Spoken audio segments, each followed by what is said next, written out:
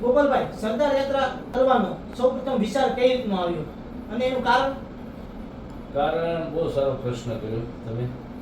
સરદાર યાત્રા કરવાનો વિચાર એ માટે આવ્યો કે જે વ્યક્તિએ આ દેશ માટે પોતાનું સર્વસ્વ આપી દીધું છે એવા વ્યક્તિ એટલે કે સરદાર વલ્લભભાઈ પટેલ, એની જ્યારે 150મી જન્મ જયંતિ આવી રહી હોય ત્યારે એને પૂર્વ આ દેશ અને દુનિયા સરદાર સાહેબના વિચારો કે સરદાર સાહેબે આ દેશ માટે શું કર્યું છે, કે નો હોત સરદાર તો આ દેશની પરિસ્થિતિ શું હોત, તો ત્યારે એને એક ઋણ ચૂકવવાની અને એને સાચી શ્રદ્ધાંજલિ આપવા માટેની આ યાત્રા છે.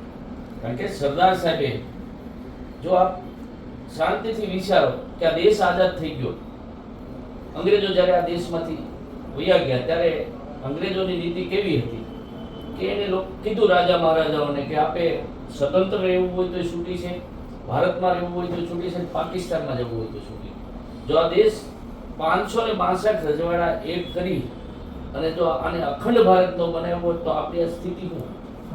આપણે જુનાગઢના બીજા લેવા પડે, જુનાગઢ પાકિસ્તાનમાં હોત, હૈદરાબાદ જે 562 રજવાડા એક મોતી, એક માળાની અંદર મોતી કોરવે એમ કોરવીને 562 રજવાડા એક કરી અને અખંડ ભારત બનાવ્યો છે.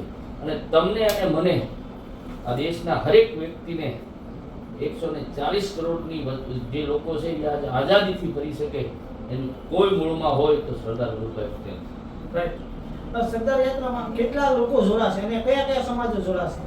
સરદાર યાત્રાની અંદર બધા સમાજના લોકો હોય છે. સરદાર કોઈ એક સમાજના નથી. હા. કોઈ કહેતું હોય કે આ સરદાર અમારા છે તો એ વાત ખોટી છે. સરદારે કોઈ એક જ્ઞાતિ ઉપર કે એક સમાજ ઉપર કાર્ય સરદાર હિન્દના સરદાર છે, સરદાર ભારતના છે. એટલે આમાં કોઈ બધા સરદાર સાહેબને તો પોતાના જ સમજે છે. અને સરદાર યાત્રા છે એ ક્યારે શરૂ થવાના અને કેટલા દિવસની યાત્રા છે? સરદાર સન્માન યાત્રા એટલે કે કર્મથી ધર્મની યાત્રા. વલ્લભભાઈનો જન્મ નડિયાદ થયો. હા. અને સરદાર સાહેબનો જન્મ બારડોલીથી થયો. કર્મથી સરદાર બનેલા. તો કર્મથી બારડોલીથી સરદાર બન્યા અને ધર્મ એટલે સોમનાથ, એટલે કર્મથી ધર્મની યાત્રા એટલે સરદાર સન્માન યાત્રા. બારડોલીથી 11 સપ્ટેમ્બરે આ યાત્રા શરૂ થશે અને 22 સપ્ટેમ્બર સોમનાથ. આ 12 દિવસની યાત્રા છે. આની અંદર 18 જિલ્લા, 62 તાલુકા અને 365 ગામ સુધી છે. સરદાર યાત્રાની સાથે સાથે તમે 365 ગામની અંદર વૃક્ષોનું વાવવાના છે એવો સંકલ્પ છે, એના વિશે શું કહેવું? ખરેખર આ એક જાગૃતિ માટેની યાત્રા છે. કારણ કે ખાલી લોકોને ભેગા કરી અને સરદાર સાહેબની વાત, સરદાર સાહેબના વિચારો, મણિબેનના વિચારો લોકો સુધી પહોંચાડવાના છે. અને પર્યાવરણ માટે ખરેખર આ જે પરિસ્થિતિમાં અત્યારે ચાલી રહ્યું છે એમાં મહત્વનું કાંઈ હોય તો એ પર્યાવરણ છે. ત્યારે હરેક ગામની અંદર એક મંદિર કે અમે 3 વૃક્ષો વાવવાના છીએ, ભેગા વાવશું. વડલો, પીપળો, ઉમરો એટલે બ્રહ્મા, વિષ્ણુ, મહેશ નામનું એક મંદિરની સ્થાપના થશે.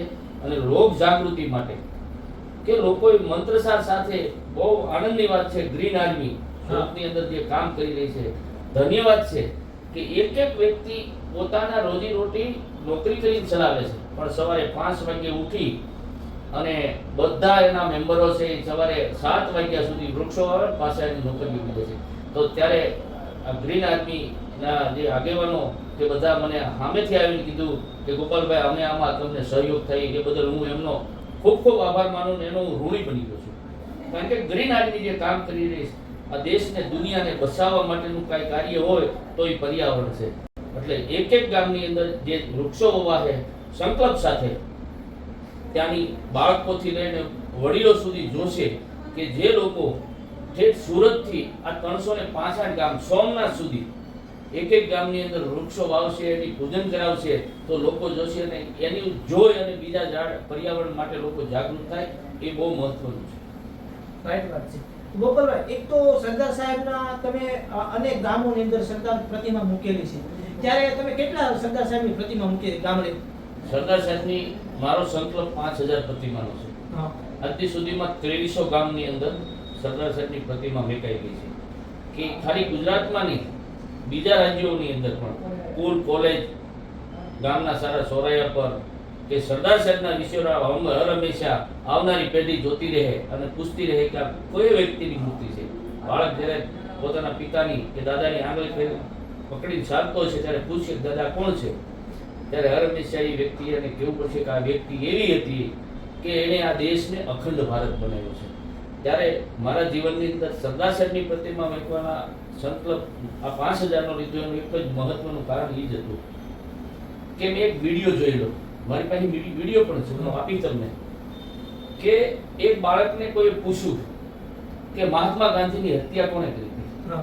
એ બાળકે તરત જ કહી દીધું કે સરદાર વલ્લભભાઈ પટેલ.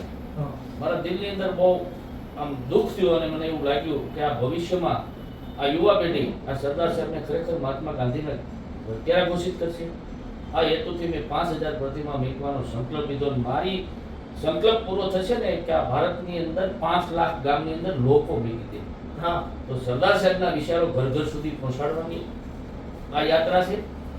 એની સાથે મણિબેનના પણ વિચારો કે સરદાર સાહેબના દીકરી મણિબેન કે પોતાના પિતા માટે આર જીવન કુંવારા રહે એને પગલે પગલે પાછળના એક ડગલું પાછળ હાલી અને કાંઈ વિચાર્યા વગર જે આ દેશને આપ્યું છે ને એ મણિબેનના વિચારો આજની યુવા પેઢી જો એના જીવનની અંદર ઉતારી લે ને તો કાંઈ એ મા બાપને સુસાટ ન કરવું પડે કે જે આ દેશનો નાયબ વડાપ્રધાન અને ગૃહપ્રધાન એમના દીકરી એક થીગડાવાળી સાડી પહેરે, નાયબ વડાપ્રધાનની દીકરી, અને આજની યુવા પેઢી અને આજના નેતા હોય તો એ આપણે કોઈ નેતાની વાત કરવા માંગતા નથી, પણ આજની યુવા પેઢી કે મા બાપની આવક કઈ પ્રકારની છે, કેટલી છે, અને જે પ્રસંગોની અંદર દીકરા દીકરીઓને સંતોષ આપવા માટે મા બાપ એને માટે જે ક્યાંયથી લાવવું પડે બહારથી લાવી વ્યાજે પૈસા લાવી પોતાની વાલી મિલકતો વેચી અને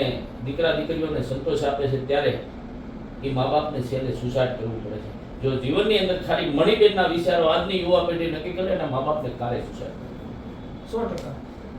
હવે આપણે ગામડે ગામડે પ્રતિમા મૂકી છે, તો ગામજનોને પણ તમે શું સંદેશો આપો? ખાલી પ્રતિમા મૂકવા પાછળ આપણે તો મૂકી દીધી, પણ ત્યાંના લોકોએ પણ થોડું ધ્યાન સાફ સફાઈ કરવી જોઈએ કે દેખરેખ રાખવી જોઈએ, એમના પણ કંઈક હશે ને? ગામજનોએ કે હરેક ભારતીયોએ ખાલી શાંતિથી મગજ ઉપર હાથ રાખીને નહીં, આ દિલ ઉપર હાથ રાખીને વિચારવું જોઈએ જે વ્યક્તિએ અમારા માટે શું કર્યું, આ દેશ માટે શું કર્યું છે, એટલે એ બધું સમજી જાય છે. કોઈ ભૂલી જાય તો વાત અલગ છે, હું ભૂલવાનો નથી, કારણ કે આજ કાંઈ પણ દેન હોય તો બીટું સરદાર વલ્લભભાઈ પટેલની છે કે હું આઝાદ ભારતની અંદર ફરી શકું છું, આઝાદીથી રહી શકું છું, મારી પાસે કાંઈ છે એનું સંપૂર્ણ યશ હું સરદાર સાહેબ વલ્લભભાઈ પટેલને આપું. કારણ કે જો આ તો આપણું તો હતું નહીં, આ તો રાજા મહારાજાનું હતું. જે 562 રજવાડા એક કર્યા, ધન્યવાદ છે રાજા મહારાજાઓને કે એને આ દેશને અખંડ ભારત બનાવવા માટે પોતાના રાજ આપી દીધા. તમે મહારાજા કૃષ્ણકુમારસિંહજીની વાત સાંભળો, મને આમ આનંદ થાય, ગદગદિત થઈ જાવ કે 1800 ફાધર એક જ વાત ઉપર આપી દીધા. ગૌરવ છે. ત્યારે આ યાત્રાની અંદર ખાસ મહત્વનું એ તમે એક એવો નિર્ણય લીધો છે, આ યાત્રાની અંદર કોઈ રાજકીય કે કોઈ સામાજિક કરતાય જેણે આ દેશ અખંડ ભારત બનાવવા માટે સહયોગ આપ્યો છે એવા વ્યક્તિઓનું સન્માન થશે કે જે સ્વતંત્ર સેનાનીઓએ દેશ માટે જે કાર્ય કર્યું છે